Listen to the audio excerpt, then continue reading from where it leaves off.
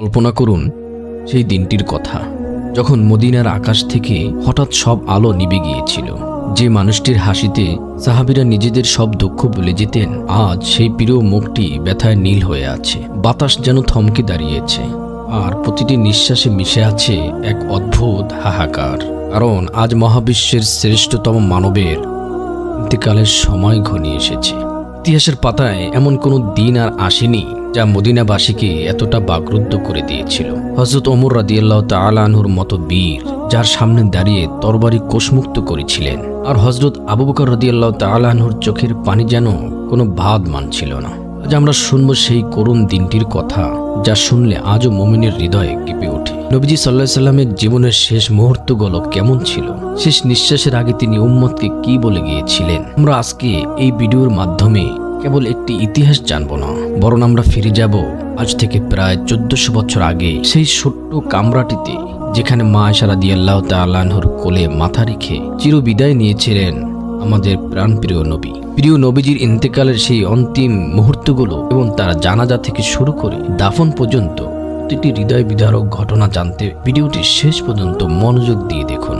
এক বর্ণনায় দেখা যায়, হুজুর পাক সাল্লাল্লাহু আলাইহি সাল্লাম যখন রোগ যন্ত্রণায় অতি মাত্রায় অস্থিরতা প্রকাশ করছিলেন, আর তার করুণ অবস্থা দেখে পিতার পরম স্নেহাধিকা কন্যা হযরত ফাতিমা রাদিয়াল্লাহু তাআলা আনহু বেকুল হয়ে পড়ছিলেন। উপস্থিত সকল লোকজন হুজুর পাক সাল্লাল্লাহু আলাইহি সাল্লামের ভাবী বিচ্ছেদ বেদনায় সকলের মন উজাড় হয়ে পড়ছিল। ঠিক এমনই অবস্থার মধ্যে আল্লাহ পাকের নির্দেশ অনুযায়ী মালাকুল মউত আজরাইল এক আরবি লোকের বেশে হুজুর পাক সাল্লাল্লাহু আলাইহি সাল্লামের ঘরের দরজায় দাঁড়িয়ে ডাকাডাকি শুরু করলেন। প্রথমবার তিনি কিছুটা নম্র আওয়াজে বললেন, হে নবী ঘরবাসীগণ, আমি কি ঘরের ভিতরে প্রবেশ করতে পারি? আমার আল্লাহর নবীর সাথে বিশেষ প্রয়োজন। তার ওই আওয়াজের প্রতি কেউ কর্ণপাত করলেন না। তখন তিনি অপেক্ষাকৃত উচ্চ আওয়াজে আবার বললেন, হে নবী ঘরবাসীগণ, আমার আল্লাহর নবীর সাথে বিশেষ প্রয়োজন, আমাকে ভিতরে আসার অনুমতি দেওয়া হোক। তারপর এই বিরক্তিকর হাঁকাহাঁকি শুনে হযরত ফাতিমা রাদিয়াল্লাহু তাআলা আনহু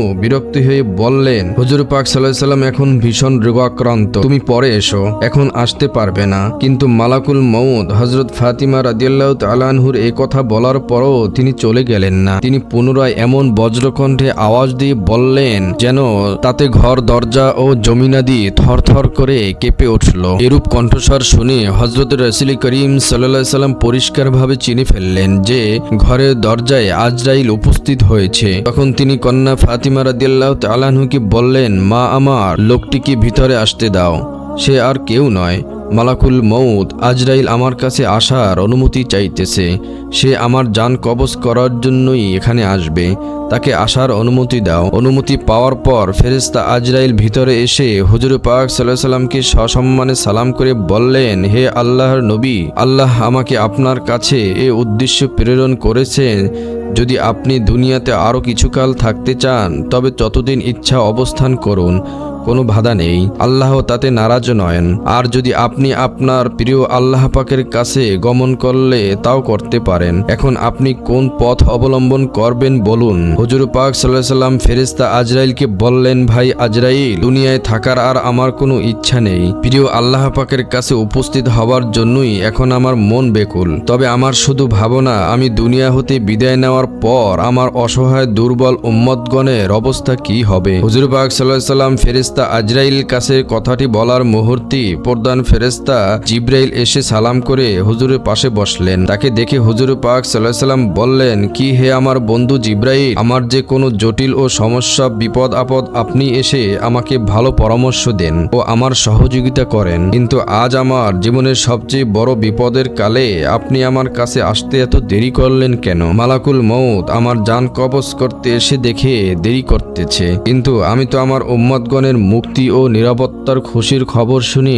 একটু নিশ্চিন্ত মনে দুনিয়া হতে বিদায় নিতে চাই। আপনি শীঘ্র আল্লাহর দরবার হতে জেনে এসে আমাকে উক্ত বিষয়টি অবহিত করুন। জিবরাইল আলাইহিস সালাম দ্রুত আল্লাহর দরবার গিয়ে হাজির হলেন এবং হুজুর পাক সাল্লাল্লাহু আলাইহি সাল্লামের বক্তব্য আল্লাহর কাছে পেশ করলেন। আল্লাহ তাআলা নিজের প্রিয় নবীর মনের চিন্তা দূর করার জন্য এই সুসংবাদ জিবরাইল আলাইহিস সালামের মাধ্যমে বলে পাঠালেন। জিবরাইল এসে হুজুর সাল্লাল্লাহু আলাইহি সাল্লামকে বললেন, ইয়া রাসূলুল্লাহ, আল্লাহ তাআলা তাআলার আপনার উম্মত সম্পর্কে ওয়াদা এই যে আপনার উম্মতগণকে নিয়ে বেহেশতে প্রবেশ করার পর অন্যান্য নবীর উম্মতগণ বেহেশতে যাবে। আপনার উম্মতগণের আগে অন্য কারো উম্মত বেহেশতে যাবে না। হুজুর পাক সাল্লাল্লাহু আলাইহি সাল্লাম এই কথা শুনে বললেন, হে বন্ধু, এ কথায় আমি নিশ্চিন্ত হতে পারলাম না। আমার মনে শান্তি আসতে পারল না। আমার মনে শান্তি আসতো যদি আমার গুনাহগার বান্দাগণকে মহান আল্লাহ পাক কিভাবে বেহেশতে নিবেন সে কথাটি শুনতে পারতাম। জিব্রাইল পুনরায় আল্লাহর দরবারে গিয়ে আল্লাহর কাছ থেকে জবাব এনে হুজুর পাক সাল্লাল্লাহু আলাইহি সাল্লামকে জানিয়ে দিলেন, হে আল্লাহর নবী, যদি আপনার কোনো উম্মত সারা জীবন গুনাহে লিপ্ত থেকে মৃত্যুর মাত্র 1 বছর পূর্বেও আল্লাহর দরবারে তওবা করে, তবু আল্লাহ তার সারা জীবনের গুনাহ মাফ করে তাকে বেহেশত নসিব করবেন। হুজুর পাক সাল্লাল্লাহু আলাইহি সাল্লাম শুনে বললেন, বন্ধু জিব্রাইল, আপনার এ কথায়ও আমার মনে শান্তি পেলাম না। কেননা আমার উম্মত মৃত্যুর নির্দিষ্ট তারিখ কি করে জানবে, আর কি করেই বা তার 1 বছর পূর্বে তওবা করবে? এই ব্যবস্থায় আমার উম্মতের কোনো উপকার আসবে না। রাসূলুল্লাহ সাল্লাল্লাহু আলাইহি সাল্লামের মনে শান্তি এলো না দেখে পুনরায় জিবরাইল আলাইহিস সালাম আল্লাহর দরবারে হাজির হয়ে রাসূলুল্লাহ সাল্লাল্লাহু আলাইহি সাল্লামের বক্তব্য পেশ করলেন এবং আল্লাহর দরবার হতে নতুন প্রতিশ্রুতি নিয়ে আবার রাসূলুল্লাহ সাল্লাল্লাহু আলাইহি সাল্লামের সমীপে উপস্থিত হয়ে তাকে শুনালেন, হে আল্লাহর রাসূল, আল্লাহ তাআলা আপনার মনের সন্তুষ্টির জন্য এই প্রতিশ্রুতি দিয়েছেন যে যদি আপনার কোনো উম্মত সারা জীবন গুনাহে লিপ্ত থেকে মৃত্যুর পূর্ব মুহূর্তে তার ভুল বুঝতে পেরে আল্লাহর ভয়ে খালেস তওবা এবং আল্লাহর দরবারে ক্ষমা প্রার্থনা করে, তবু আল্লাহ তার সকল গুনাহ মাফ করে দিয়ে তাকে বেহেশতের যোগ্য করে লইবেন। সুতরাং হে নবী, আপনি কোনো চিন্তার কারণ নেই। আল্লাহর তরফ হতে এরূপ প্রতিশ্রুতি লাভ করে এবার হুজুর পাক সাল্লাল্লাহু আলাইহি সাল্লাম নিশ্চিন্ত হলেন এবং তার মন শান্ত হলো। তখন তিনি ফেরেশতা জিব্রাইলকে বললেন, হে বন্ধু, আমার মন এখন অনেকটা শান্তি পেলাম। তবে আমার উম্মতগণের বিষয়ে আরও 3টি কথা আছে। আমি আল্লাহর তরফ হতে ওইগুলো সম্পর্কে জবাব শুনতে চাই। যদি তার জবাব পাই তাহলেই সম্পূর্ণ নিশ্চিন্তে আল্লাহর দরবারে হাজির হতে পারি। আল্লাহ তাআলা তার মনের সে বিষয়গুলো জানতেন। সুতরাং এবার সরাসরি আল্লাহর দরবার হতে ইলহাম এলো, হে আমার নবী, আপনার কোনো চিন্তার কারণ নেই। জেনে রাখুন, আপনার উম্মত হিসাবে তাদের উপরে আপনার যেরূপ দরদ, তারা আমার বান্দা হিসাবে আমার দরদও তাদের উপরে কম নয়। আপনি যেমন তাদের সকল প্রকার কল্যাণ ও মঙ্গল কামনা করেন, তদ্রূপ আমিও তাদের কল্যাণ ও মঙ্গল কামনা করি। অতএব আপনার উম্মতগণের ভালোই উপকারের জন্য যা করতে হবে আমি তা সবকিছুই মঞ্জুর করব। সুতরাং তাদের সকল বিষয়ে আপনি আমার উপর সুপর্দ করে নিশ্চিন্ত হন। আল্লাহ পাকের তরফ হতে এরূপ ভরসা পেয়ে নবী করিম সাল্লাল্লাহু আলাইহি সাল্লামের মনে পূর্ণ শান্তি লাভ করলেন। তারপর তিনি ফেরেশতা আজরাইল আলাইহিস সালামকে বললেন, ভাই আজরাইল, এখন আপনি আপনার কর্তব্য সম্পাদন করতে পারেন। হুজুর পাক সাল্লাল্লাহু আলাইহি সাল্লাম এভাবে অনুমতি দেওয়ার পর ফেরেশতা আজরাইল তার পবিত্র রূহ বের করার কাজে আত্মনিয়োগ করলেন। প্রথমে তিনি তার একখানা হাত হুজুর পাক সাল্লাল্লাহু আলাইহি সাল্লামের সিনার উপরে রাখলেন। তারপর তার কাজ শুরু করলেন। হুজুর পাক সাল্লাল্লাহু আলাইহি সাল্লামের চেহারার রং তাতে একবারে এক রকম হতে লাগলো। রূহ কবজের ভীষণ কষ্ট তার সর্বশরীর ঘেমে গেল। তিনি আজরাইলকে বললেন, হে মালাকুল মউত, তুমি একটু বিরক্ত হও, তোমাকে একটি কথা জিজ্ঞেস করতেছি। তখন আজরাইল আলাইহিস সালাম বললেন, ইয়া রাসূলুল্লাহ, কি কথা জিজ্ঞেস করবেন, করুন। হুজুর পাক সাল্লাল্লাহু আলাইহি সাল্লাম বললেন, জান কবজ তো দেখতেছি অসহ্য কষ্ট পেতে হয়, আপনি কি আমার উম্মতগণকেও এরূপ কষ্ট দিয়ে জান কবজ করে থাকেন?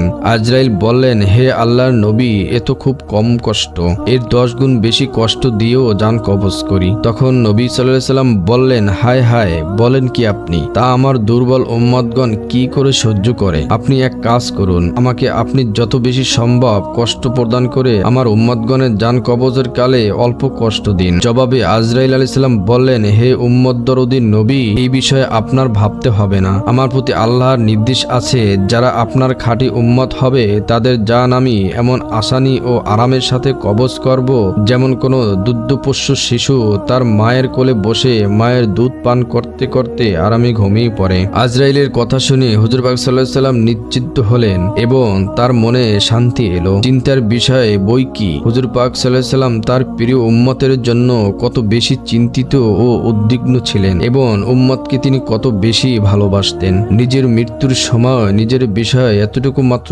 চিন্তা চিন্তা ভাবনা না করে শুধু নিজের উম্মতের বিষয়ে ভাবতে ভাবতে দুনিয়াবী জীবন হতে চিরবিদায় নিলেন। ইতিমধ্যে আজরাইল তার কাজ সম্পাদন করে হুজুর পাক সাল্লাল্লাহু আলাইহি সাল্লামের পবিত্র রূহ সযত্নে নিয়ে আল্লাহর দরবারে রওনা হলেন। হুজুর পাক সাল্লাল্লাহু আলাইহি সাল্লামের পরলোক গমনের খবর এক পলকেই মদিনার সর্বত্র ছড়িয়ে পড়ল। মদিনার মুসলমানগণ এই দুঃসংবাদে মর্মান্তিক আঘাতে একেবারেই কলিজা ফেটে গেল। প্রত্যেকটি মুসলমানেরই কলিজা যেন চূর্ণ বিচূর্ণ হয়ে গেল। তাদের হৃদয়ের তার ছিঁড়ে ছিন্ন ভিন্ন হলো। তাদের পায়ের তলার মাটি যেন প্রচণ্ড এক ধাক্কায় সরে গেল। সকলেরই দুই নয়ন হতে অশ্রুর বন্যা প্রবাহিত হতে লাগলো। দুনিয়ার অন্তঃস্থল হতে যেন এক অন্তভেদী আর্তনাদ উত্থিত হলো। নেই নেই নেই, আমাদের প্রিয় নবী আর এই জগতে নেই। যে নবীর আগমনে তামাম বিশ্ব একদিন আনন্দে মেতেছিল, আজ সেই বিশ্বনবী চির বিচ্ছেদ ঘটনার ব্যথায় মুসলমানগণ চরম দিশেহারা হয়ে পড়েছিল।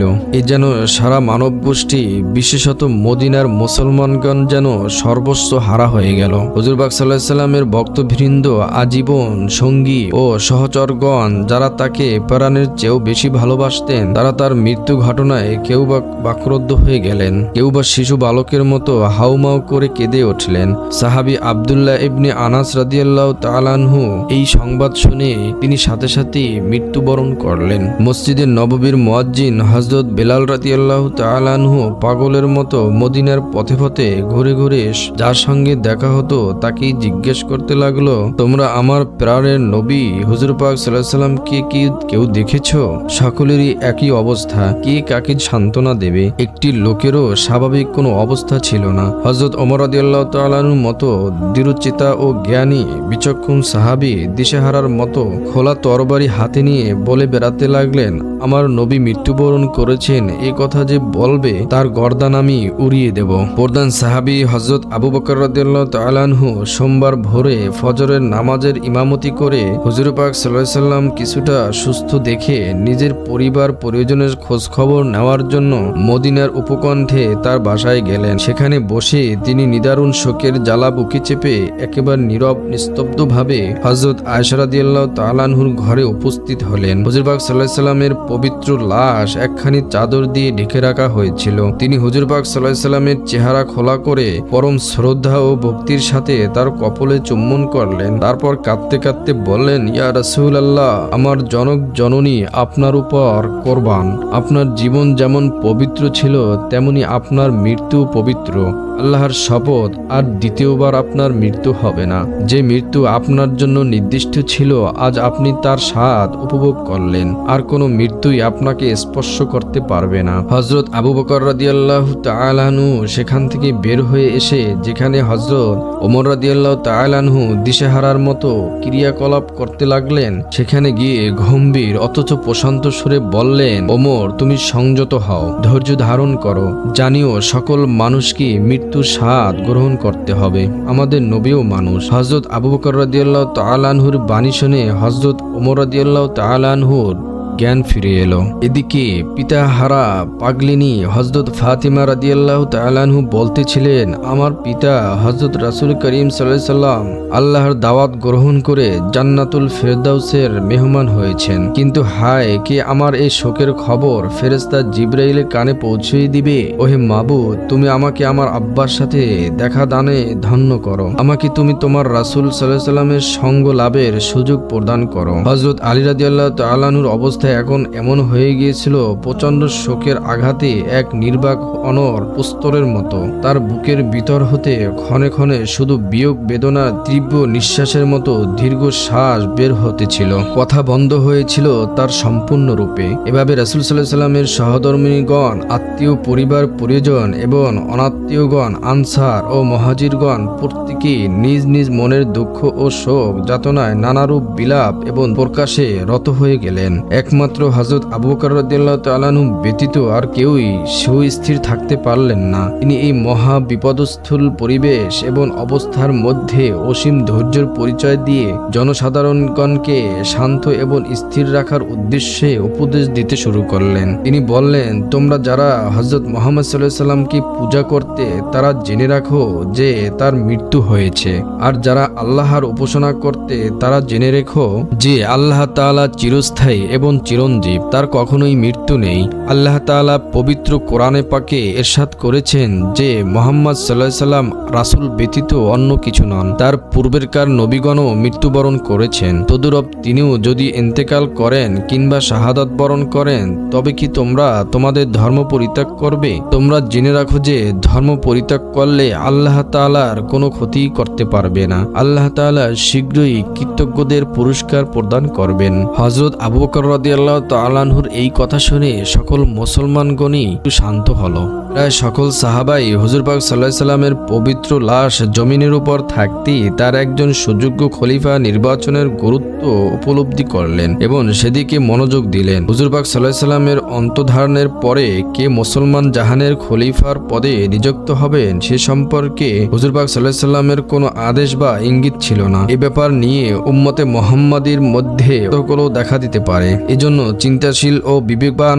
সাহাবীগণ হুজুর পাক সাল্লাল্লাহু আলাইহি সাল্লামের কাফন দাফন সম্পন্ন হওয়ার পূর্বেই ফয়সালা করে লওয়া জরুরি প্রয়োজন মনে করলেন। এ বিষয়ে আলোচনা শুরু হতে কিছুটা বিতর্কের সৃষ্টি হয়ে গেল। আনসার এবং মুহাজিরের দুপক্ষ হতে আপন আপন খেয়াল মতে নিজেদেরকে যোগ্যতার এবং অধিক দাবিদার বিবেচনা খেলাফতের দাবি উঠে বসল। এ নিয়ে কিছু কথা কাটাকাটি হলো। শেষ পর্যন্ত একটি অবাঞ্ছিত ঘটনার সৃষ্টি হতে পারে মনে করে হযরত ওমর রাদিয়াল্লাহু তাআলা আনহু অগ্রবর্তী হয়ে হযরত আবু বকর রাদিয়াল্লাহু তাআলা আনহুর নাম প্রস্তাব করে সর্বপ্রথম নিজেই তার হাতে বায়াত করলেন। দেখা দেখি সকলেই তার হাতে হাত রেখে তার আনুগত্য স্বীকার করলেন। আনসার মুহাজির নির্বিশেষে সকলেই তাকে অপটকভাবে খলিফা হিসেবে মেনে নিলেন। এ নিয়ে কলহের আর কোনো সম্ভাবনাই রইল না। হুজুর পাক সাল্লাল্লাহু আলাইহি সাল্লামের ইন্তেকালের পর তার দাফন কাফনের কাজ শুরু হওয়ার আগেই খলিফা নির্বাচিত হয়ে গেল। তার পরের দিন অর্থাৎ রবিউল আউয়ালের ১৪ তারিখে রোজ মঙ্গলবার মৃত্যু শেষে হুজুর পাক সাল্লাল্লাহু আলাইহি সাল্লামের কাফন দাফনের কাজ শুরু হলো।